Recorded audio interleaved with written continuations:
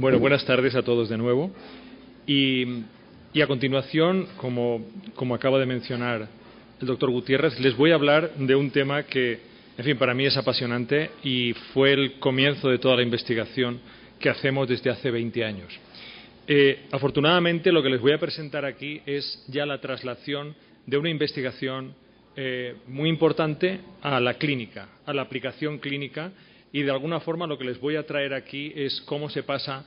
Primero les voy a poner el problema y después les voy a poner qué es lo que hicimos y en la actualidad los resultados clínicos ya del test que estamos aplicando para determinar lo que es la receptividad endometrial. Bien, en fin, como introducción a la presentación, yo creo que todos ustedes conocen muy bien que realmente en reproducción asistida tenemos dos grandes parámetros, tenemos dos grandes fronteras. Y una es, obviamente, el embrión y otra es, pues, también el endometrio. Ustedes saben que el embrión es el que realmente tenemos una mayor cantidad de pérdidas. Saben que la inmensa mayoría de los embriones que transferimos no acaban en embarazo, pero han tenido excelentes charlas esta mañana indicándoles cómo se puede estar progresando ya en la identificación del embrión viable a nivel morfológico con las técnicas de Video Elapsed Time que les ha presentado el doctor Meseguer. También disponemos del diagnóstico cromosómico. Ya tenemos ensayos randomizados demostrando el efecto beneficioso de poder estudiar cromosómicamente los embriones en determinadas patologías, como pueda ser la edad materna avanzada o el fallo de implantación. Eso es un trabajo nuestro que viene ahora en Fertility. En unos meses lo van a ver, el primer randomizado demostrando esto. Randomizado que nos costó 10 años hacer, 10 años reclutar a las pacientes. Es decir, hay mucho esfuerzo y prácticamente el esfuerzo mayor siempre ha sido destinado a los embriones y a ver cómo podríamos seleccionar el mejor embrión y cómo mejorar el procedimiento. Sin embargo, el endometrio siempre ha sido más o menos la parte que dábamos por hecho siempre. Si ustedes se fijan bien, del endometrio nunca hemos hablado. Damos progesterona y transferimos los embriones cuando el embrión está bien, no cuando el endometrio está bien. Y esto es el cambio que yo les traigo aquí. Sabemos que el endometrio no va a cambiar nuestros procesos en gran medida, pero sí que hay una porción importante que podemos mejorar. Está perfectamente calculado que hay un 15% de pacientes con fallo de implantación de origen endometrial. Y esas pacientes podemos mejorar la situación, como van a ver, y podemos hacer que se queden embarazadas. Y además, también está clarísimo que con los tratamientos que estamos haciendo, que van dirigidos exclusivamente hacia el ovario, evidentemente el endometrio es subóptimo. Y aunque se nos quedan embarazadas las pacientes, pero ¿qué pasaría si estas pacientes tuvieran un endometrio óptimo? Pues pasaría que los porcentajes mejorarían. Estos son los dos puntos que les quiero hacer incidir con arreglo a lo que sería el endometrio. Bien, esto es un concepto que también ustedes conocen y manejan. Y es el hecho de que, por más que demos que el endometrio está por hecho y por más que demos que siempre ponemos los embriones en el mismo momento, existe una ventana de implantación. Y esa ventana de implantación no es tan ancha como creíamos. La ventana de implantación en la especie humana no va más allá de un día. Y aquí les he puesto lo que sería para un embrión de 5 días, que es un blastocisto. Esa ventana de implantación estaría en un día aproximadamente de progesterona más 5 o un LH más 7, que es lo que correspondería. En términos generales, pero de nuevo lo que les quisiera que les quedara después de esta presentación es que la medicina personalizada también existe en el endometrio. Y van a ver ustedes que hemos creado el concepto de personalización de la transferencia embrionaria, el PET, Personalized Embryo Transfer, guiado porque cada paciente puede tener discrepancias en lo que es esta ventana de implantación. Esta ventana de implantación responde al único momento en que el endometrio, el epitelio endometrial, se vuelve receptivo, permite que se le adhiera el blastocisto. Ustedes bien saben que si este blastocisto lo colocamos aquí, o lo colocamos en la fase proliferativa, o nos olvidamos, o la señora se olvida la progesterona cuando tiene que recibir los embriones, simplemente no implanta. Ustedes me dirán, yo tuve una que implantó. Es una excepción. Puede haber casos de que no se manejen bien, pero en términos generales, esto es la ventana de implantación con la que nos manejamos.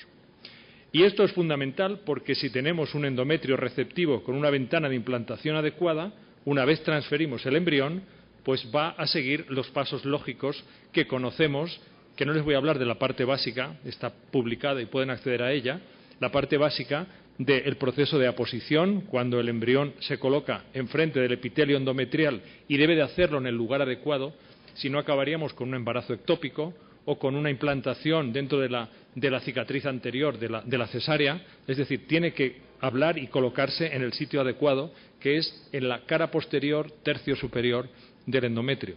A continuación se tiene que adherir al epitelio, a continuación lo tiene que matar, tiene que inducir la muerte de estas células por apoptosis para hacerse el hueco para penetrar la barrera epitelial y a continuación finalmente tiene que entrar dentro del estroma y es aquí, al invadir el estroma endometrial, que está decidualizado en este momento, es cuando la placentación comienza y si este proceso se hace de forma adecuada tendremos un embarazo adecuado.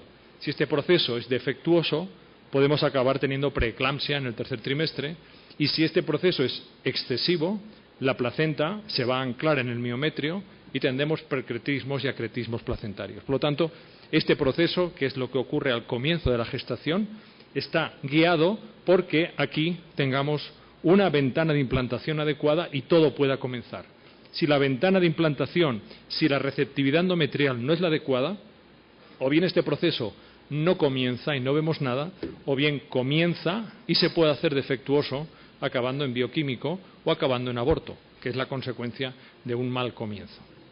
Esta es, digamos, la base de la presentación que les quería hacer.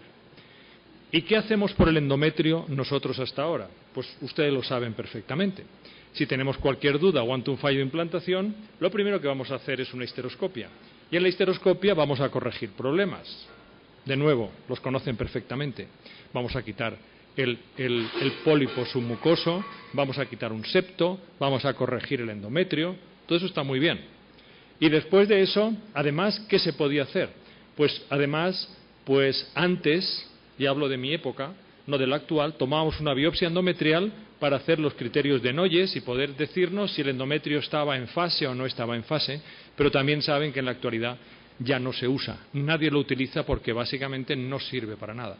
Y han habido estudios randomizados mostrando que la variación interobserver de los patólogos y la variación de ciclo a ciclo era tan enorme, hasta un 60%, que realmente no nos servía. Y que además, cuando esto se hacía en pacientes fértiles, no había ninguna diferencia cuando se hacía en pacientes infértiles. En otras palabras, realmente esto está abandonado porque estos criterios, los criterios histológicos, que además son subjetivos, para nada nos informan de la capacidad, de la receptividad de ese endometrio en este momento. Por lo tanto, esta es la situación en la que estamos. Vemos a la paciente, si hacemos una ecografía, le decimos que tiene un endometrio muy bonito, y si vemos cualquier cosa, le hacemos una histeroscopia, la corregimos y vamos adelante. ¿Se puede hacer algo más? Pues sí, y eso es lo que les traigo yo aquí para su consideración, para poder hacerlo y poder ir un paso más allá. Y ese paso más allá es hacer en nuestra especialidad lo que en otras muchas se está haciendo. En oncología a nadie se le ocurre mirar un tumor solamente con histología. Hoy por hoy ya se está clasificando, hay una clasificación molecular de los tumores. Es hacer el cambio de la medicina anatómica a la medicina molecular. Cualquier tumor, si ustedes tienen algún familiar o algún paciente, saben que los tumores los clasifican de forma molecular y dependiendo de la existencia de una serie de genes que se expresan en ese tumor o no, cambia el pronóstico, cambia el tratamiento y puede ser la diferencia entre vivir o morir. Es decir, sí que ha habido ya un paso a la medicina molecular. Pues en nuestra especialidad todavía no, pero ya existe. Y esto es lo que les traigo aquí. ¿Qué pruebas tienen ustedes, qué hay en el mercado para poder analizar la receptividad endometrial de esa paciente? Pues aquí pueden encontrar en Internet este test que lo que estudia es un patrón de integrinas. Esto se hace mediante inmunistoquímica, que es la existencia de la expresión de estas proteínas, de unas integrinas en el endometrio. Esto fue un trabajo de Bruce Leslie hace muchísimo tiempo. Realmente no existe prueba clínica de que esto sea útil. Por lo tanto, realmente no hay prueba de que esto haya servido para nada. Existe otro test que está basado en la detección por inmunistoquímica de unas ciclinas, que son otras moléculas, es el EFT, pero yo no he visto absolutamente nada publicado a nivel clínico de que esto nos pueda predecir o no. Entonces, nosotros estamos trabajando en esto desde hace ya más de 20 años. Y la forma de meternos en la parte molecular de cualquier proceso, incluyendo la receptividad endometrial, es viendo lo que existe hoy por hoy a nivel tecnológico.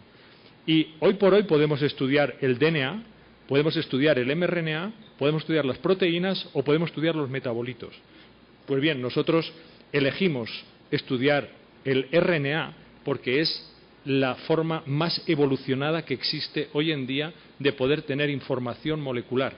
Hoy por hoy podemos codificar, tenemos todos los genes perfectamente establecidos en lo que se denominan arrays. Los arrays es lo que ustedes tienen aquí, en que tenemos 22.000 sondas que nos detectan la expresión de todos los genes existentes en una muestra de tejido que estudiamos. Y con esto comenzamos hace más de 10 años viendo cuál era la diferencia entre el endometrio receptivo y el no receptivo, viendo qué pasaba cuando colocábamos un DIU en ese endometrio que se convertía en refractario, viendo lo que ocurría cuando en pacientes con que dábamos estimulación controlada, cómo afectaba esto a la expresión de estos genes en ese endometrio. Es decir, con esto estuvimos trabajando muchísimo tiempo y, de hecho, esto no es para que se lo lean, es solamente para que se hagan una idea de la cantidad de ciencia que se ha estado manejando para conocer la transcriptómica de la receptividad endometrial humana. Todo esto es lo que se ha ido generando a nivel de publicaciones y a este respecto aquí tienen las de mi propio grupo en el que trabajamos, como ven aquí, para poder conocer todo lo que es la transcriptómica, tanto de la ventana de implantación en ciclos naturales, esto es la window of implantation, como en lo que supone a nivel de ciclos estimulados o incluso introduciendo un DIU y pudiendo ver lo que hay. Estas son las publicaciones que han hecho posible que nosotros generáramos un listado de genes, de los cuales le traigo aquí un ejemplo, un listado de genes en los que utilizábamos siempre 3 modelos. El modelo óptimo, que es el modelo del ciclo natural o del ciclo sustituido, en que damos estradiol y progesterona, o ciclo natural, en el que aquí lo que ocurra en la ventana de implantación, es decir, en el momento exacto LH+7 o progesterona +5, estos genes se elevaban. Aquí tenemos el modelo subóptimo.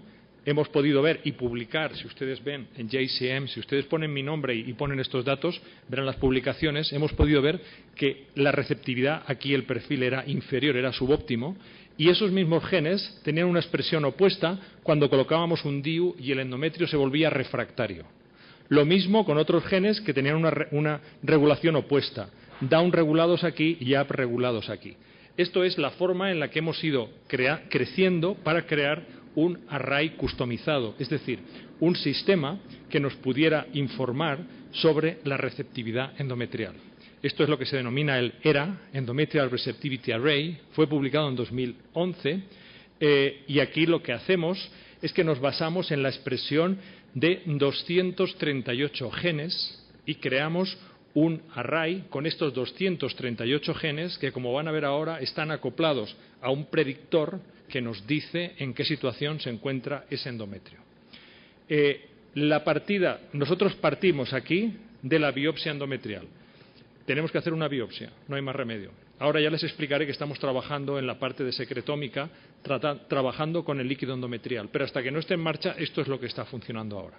Tomamos la biopsia y la biopsia tiene que ser tomada. Esto está diseñado para detectar la receptividad justo en el momento receptivo, es decir, o en ciclo natural en LH+7 o en un ciclo sustituido después de 5 días de impregnación con progesterona. Es ahí cuando tomamos la muestra. Nos están mandando muestras de todo el mundo, es ahí cuando lo tienen que tomar. Con esta biopsia, con esta muestra, lo que hacemos es que procedemos a extraer el RNA, hacemos el array customizado, lo hibridamos y lo ponemos en nuestro screen y ahí nos dan unos resultados que va a un clasificador y a un predictor que nos dice si es receptivo o no receptivo. En nuestro sistema, este es el array customizado que les decía, que está formado por 238 genes, el doble número de sondas para evitar errores, junto con controles, y este es el array que nosotros trabajamos, que es un array de Agilent, y que lo tenemos, esto está completamente patentado y está publicado para ello. Sobre esto, nuestro predictor, esto es lo que ve. Lo que ve que hay una serie de genes que están muy expresados y hay otros que están muy poco expresados. Y esto lo define nuestro predictor con el perfil de receptividad. Esto es una muestra real. Otra muestra puede ser esta, en el que fíjense cómo ya no tenemos este perfil tan claro, pero esto lo pilla como receptivo. Y aquí está, por ejemplo, pueden ver que aquí hay una expresión caótica de estos genes y esto ya lo diagnosticaría como no receptivo. Esto es una muestra real de una paciente con fallo de implantación. Pero lo importante no es esto, lo importante es que el sistema que hemos creado hace que cuando es no receptivo, con nuestro predictor nos dice que esta muestra, que no ha caído aquí en receptivo, resulta que se encuentra en esta zona, que es prerreceptivo, o en esta otra, que es posreceptivo. Por lo tanto, podemos saber que si se tomó con 5 días de progesterona y aquí el predictor me sale en esta zona, significaría que esta paciente necesitaría 2 días más de progesterona. De forma que lo que hacemos es que a esta señora le transferimos un embrión con 7 días de progesterona y van a ver que implanta y que funciona. Esto antes nunca lo habíamos hecho. Esto es lo que llamamos personalización de la ventana de implantación. O igualmente, si me sale no receptivo a este nivel, significa que nos hemos pasado. Por lo tanto, hay que darle 1 día o 2 días menos de progesterona, dependiendo de lo que diga. Y organizamos la transferencia con 4 días de progesterona. Me estoy refiriendo cuando transfiero un blastocisto. Yo siempre me voy a referir cuando transfiero un embrión de 5 días en un endometrio con 5 días de progesterona. Pero el concepto es este, que la personalización hace que nos hayamos dado cuenta que hay endometrios, pues las pacientes sabemos que nosotros personalizamos absolutamente todo, desde las dosis de gonadotrofinas hasta el tipo de embrión, cómo incluso tratarlo, pues también tienen una ventana de implantación que hay que considerarla y que podemos ver con esto. Por lo tanto, el resultado del test es este. Nos da que es receptivo y, por lo tanto, recomendamos proceder a la transferencia embrionaria exactamente en las mismas condiciones en las que se ha tomado la biopsia, lo cual significa, y es otro concepto muy importante que se está ahora, que lo estamos incluyendo en todas nuestras clínicas y en Estados Unidos está funcionando muy bien, que es fragmentar el ciclo. Las pacientes no tienen que tener mayor costo, pero sí que estamos viendo que si esta paciente no funcionó en el momento que transferíamos los embriones en fresco, podemos obtener sus embriones, congelarlos y a continuación, en el siguiente ciclo, transferir estos embriones en la ventana de implantación que el test nos ha dicho. Asumimos que ustedes tienen que tener un programa de vitrificación competente y si no lo tienen, busquen porque les enseñaremos nosotros o donde ustedes elijan, pero hoy por hoy no se puede funcionar sin vitrificar embriones de forma adecuada. Esto es algo que ya nos está pasando. Y si el endometrio es no receptivo, entonces decimos no es receptivo y de acuerdo con mi predictor, usted tiene que repetir la biopsia dándole 2 días más o 1 día menos o un LH más 9 o un LH más 3. Y entonces la señora se lo repite y decimos, ok, ahora es receptivo, transfiera en este momento. Este sería el concepto básico. Bien, esta es una publicación que van a ver también en Fertility dentro de muy poco y en esta publicación tratamos de responder a las dudas más importantes sobre este sistema, que son la eficiencia y la solidez.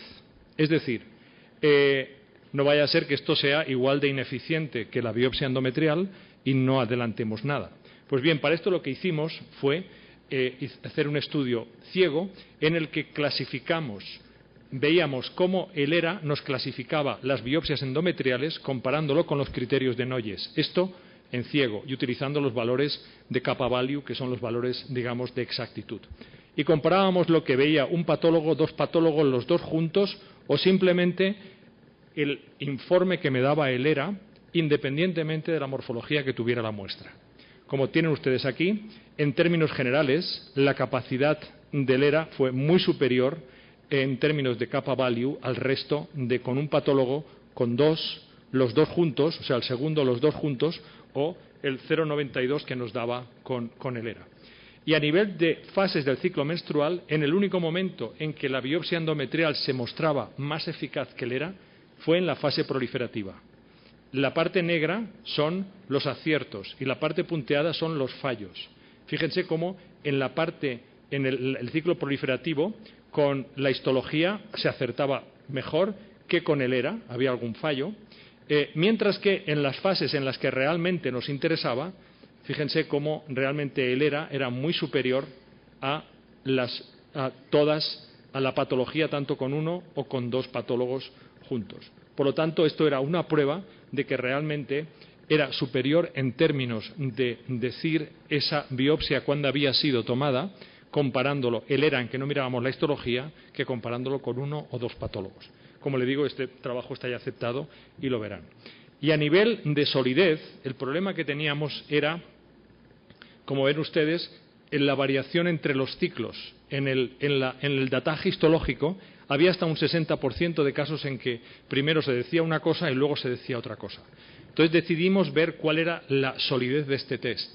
Y lo que hicimos fue tomar muestras de este test en un momento determinado, la primera biopsia, y aproximadamente 2 años después, hasta 40 meses, tomamos una segunda biopsia en la misma paciente, en el mismo momento, en el mismo día del ciclo menstrual en que había sido tomada la primera. Y como ven ustedes, con arreglo a todas estas, son 6 pacientes, en todas ellas el resultado fue exactamente igual, con el índice de seguridad exactamente igual que lo obtuvimos en la primera biopsia. Por lo tanto, esto daba idea de que este método era más eficaz que la biopsia endometrial y, desde luego, podíamos confiar que a los 2 años nos estaba dando el mismo resultado que nos daba al principio. Bien, esto simplemente tampoco es para que lo vean, pero con esto, con la parte clínica, estábamos trabajando a nivel de conocer las moléculas en que ahora realmente se implicaban cuando comparábamos endometrio receptivo versus no receptivo, y hemos podido ver las moléculas tanto en el epitelio como en el estroma, como en el endotelio, tratando de conocer más acerca de qué es lo que ocurre en estos casos cuando falla la receptividad endometrial en pacientes en que hormonalmente todo está bien y en términos generales está todo perfecto. Y aquí les traigo el primer trabajo clínico que tenemos ya sobre fallo de implantación. Este trabajo está ya remitido a Fertility, está en fase de consideración, y aquí lo que hicimos fue, bien, como se hace en el cáncer, cuando una técnica es nueva, vamos a probar en los casos más desesperados, en los casos en los que no tenemos nada. Esos son sus pacientes, las que vienen con 3 y 4 ciclos fallidos, que les han hecho todo en todas las clínicas, y entonces vamos a considerar estos casos para saber lo que ocurre. Bien, pues entonces vamos con fallo de implantación repetido. El concepto de este fallo de implantación ustedes lo conocen perfectamente. Utilizamos pacientes tanto de IVF con sus propios ovocitos como de donación de ovocitos con ovocitos donados. Ustedes saben lo que es el drama de tener 3 fallos seguidos de donación de ovocitos y no saber qué hacer cuando hemos cambiado los embriones, con lo que claramente te indica que hay un problema ahí endometrial. Sin embargo, en ese endometrio lo estás tratando siempre de una forma que crees adecuada. Bueno, en estos casos reclutamos un total de 116 pacientes y decidimos hacer esto. Entonces, en estas pacientes lo que hicimos fue tomarles la biopsia endometrial y estos son los resultados que obtuvimos. Curiosamente, en estas pacientes, fíjense que el 78% de ellas, el endometrio, cuando lo obtuvimos en ciclo natural o en ciclo sustituido, fue receptivo. Mientras que ya el 21% ya el endometrio era no receptivo. Por lo tanto, ahí ya teníamos un problema. Ya se veía claramente que en esas pacientes había un problema que se podía corregir, en el 21% de esas pacientes.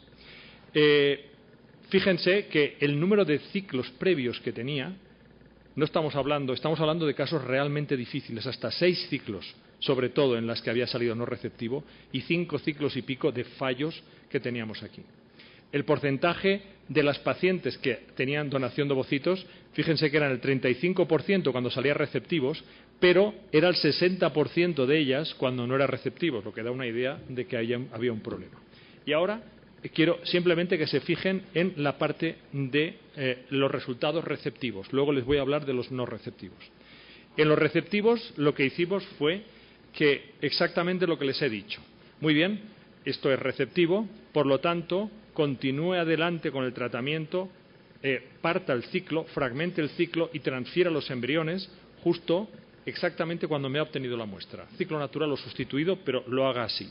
En estas pacientes logramos continuar, seguir 53 de ellas, de las diagnosticadas, hasta ahora 53 se han vuelto a repetir el tratamiento. Estas 53 tienen 5,7 fallos previos, y en estas pacientes realizadas hasta el día de ahora, que hemos mandado a publicar, el 60% de ellas se han quedado embarazadas con una tasa de implantación del 32%, de forma que estamos igualando los porcentajes a lo que es nuestra población normal, en teoría jóvenes y sin problemas, a nuestra población control, con esta posibilidad de bioquímicos y con esta posibilidad de clínicos.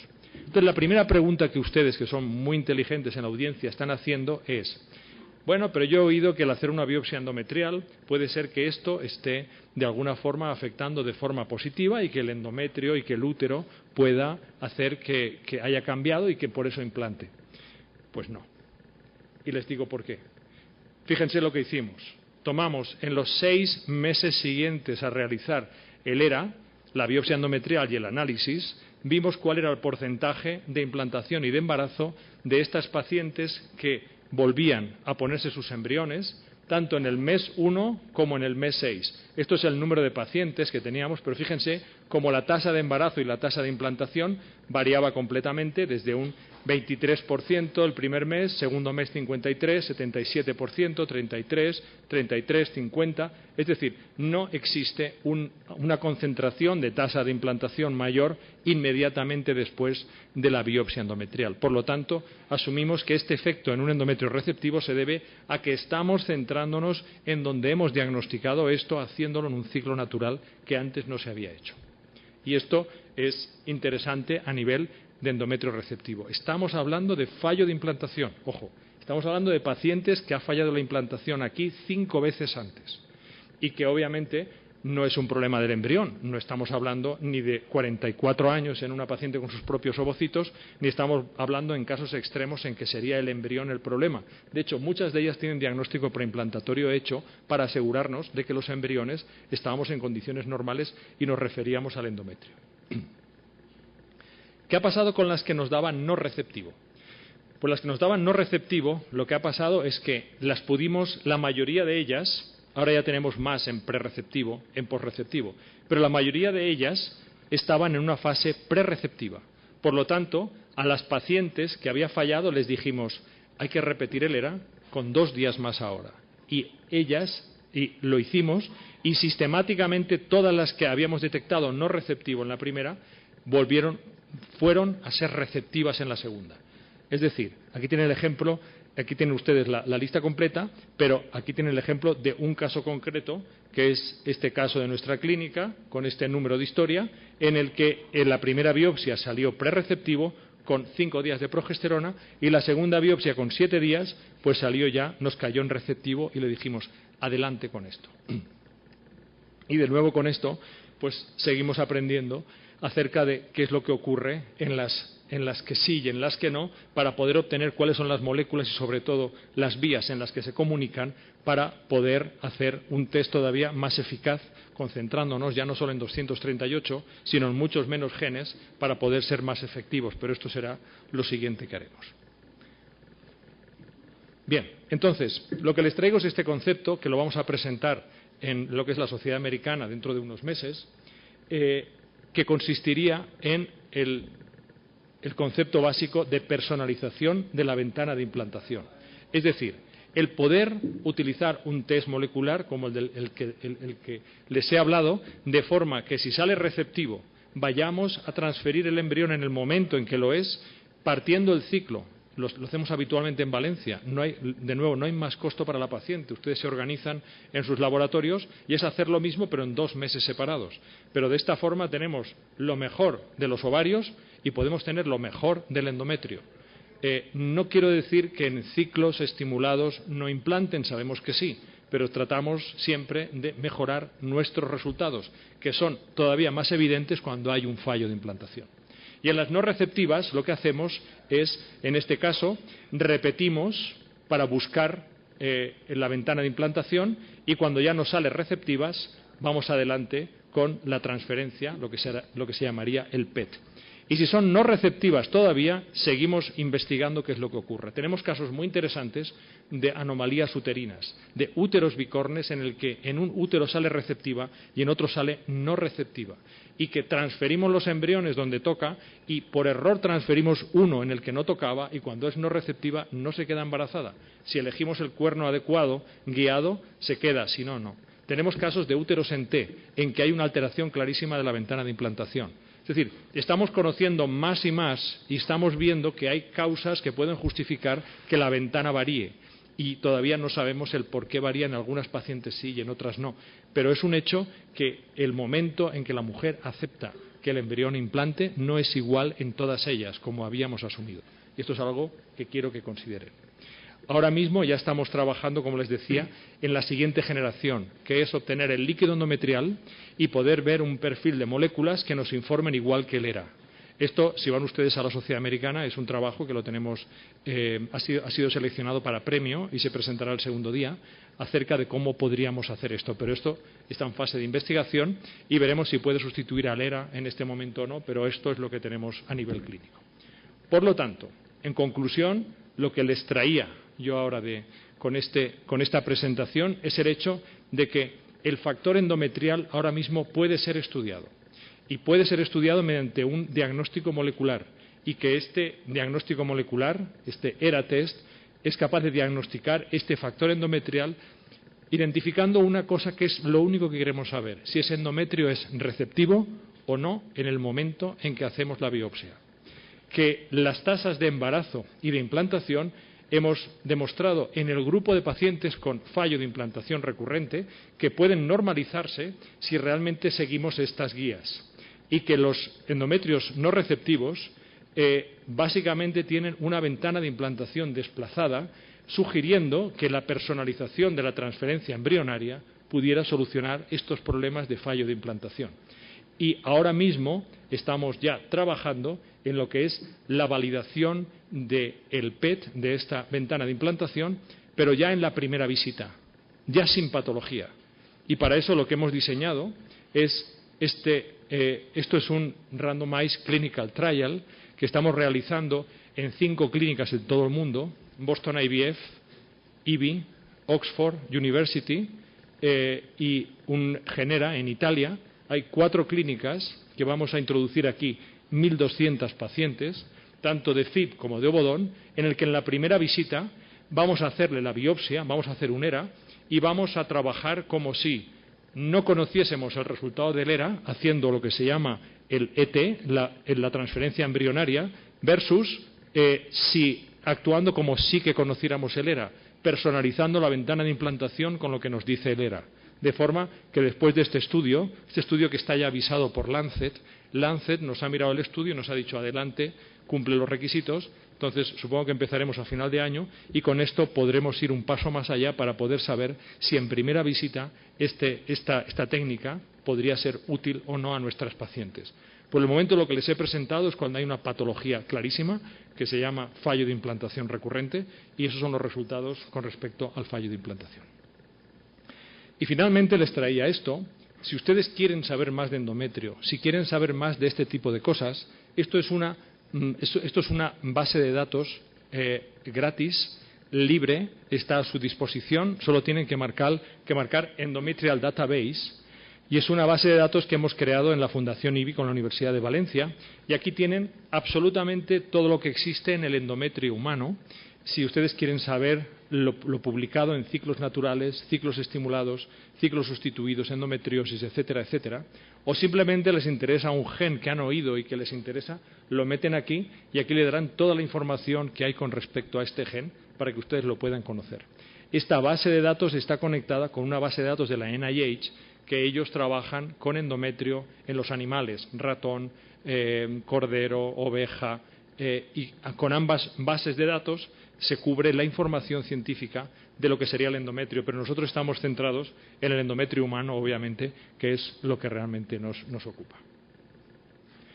Muy bien, y con esto simplemente, pues de nuevo, como hacemos siempre, decirles que esto ha sido el resultado de 10 años de investigación. Ahora mismo lo estamos haciendo, este test, de una forma comercial en Ibiomics, que es la empresa de biotecnología que hemos creado. Estas son las personas que trabajan en Ibiomics, con un grupo de 5 personas dedicadas a ELERA, y que Ibiomics ahora mismo, el mes que viene, vamos a abrir en Miami, y que, en fin, si están interesados en este test o en cualquier otra cosa, pues estaríamos encantados de ayudarles. Muchas gracias por su atención.